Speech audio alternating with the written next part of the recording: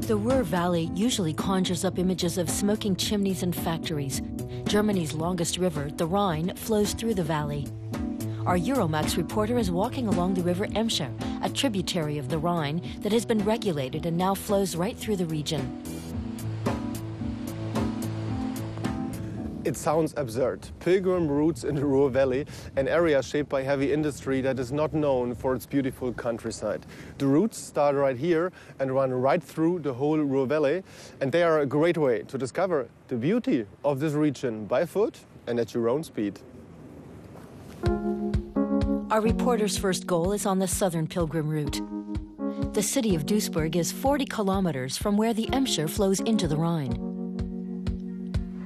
Salvador Church is one of the 24 houses of worship along the route. It dates back to the 14th century and is one of the most important Gothic churches in the Ruhr Valley.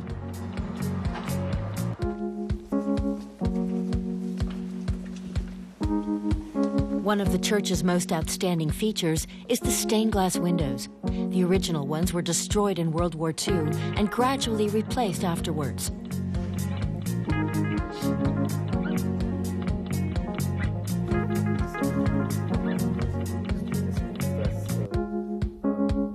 Our reporter meets Father Hape Kerkeling, one of the first people to become interested in the region's pilgrim routes. There are wonderful churches and monasteries in this area, and it's worth it to follow a pilgrimage route in the Ruhr Valley and explore them. You don't have to travel to Santiago de Compostela to take part in a pilgrimage. You can do it right here. I think that's great. Our reporter leaves the church for his next port of call, 30 kilometers further east along the southern route, in the heart of the Ruhr Valley, the city of Essen. This is where you find the Zollverein Colliery. Formerly one of the largest coal mines in Europe, it's now a UNESCO World Heritage Site and a Ruhr Valley landmark. Up to 8,000 miners used to work here. Nowadays, the disused colliery is a tourist attraction where you can explore the industrial past of the region firsthand.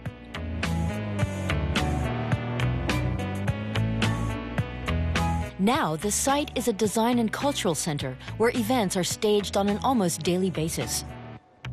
But to start with, some people didn't like the idea of the old mine becoming an arts center. Working here below ground wasn't a pleasant job. 1,000 meters below the surface in 35 degrees Celsius in high humidity. Once you've been through that, it's something you don't want to relive. The miners said, "What, you want this to be a cultural center? Tear it down or build houses on the site. I never want to see it again." It took a long time for opinions to change. Now it's a symbol of structural change and culture in the Ruhr Valley region.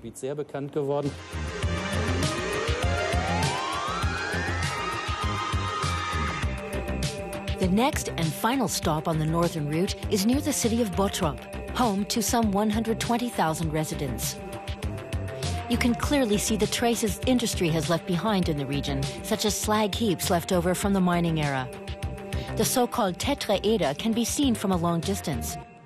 The 50-meter-high structure is both an artwork and observation tower. Fortunately, our reporter doesn't suffer from vertigo and climbs the 400 steps. 200 tons of steel were used here. And those who've reached the top can enjoy an unforgettable panorama of the valley. The pilgrim routes are a great way to discover the Ruhr Valley and its industrial heritage. And there is no better year for a visit in the Ruhr Valley than this year, because the region is European capital of culture. Therefore, many cultural events take place, and tourists can easily combine hiking on the pilgrim routes and enjoying great culture, and so get 2 vacations in one. Following a pilgrim's path in the Ruhr Valley is an exciting way to explore Germany's most densely populated region.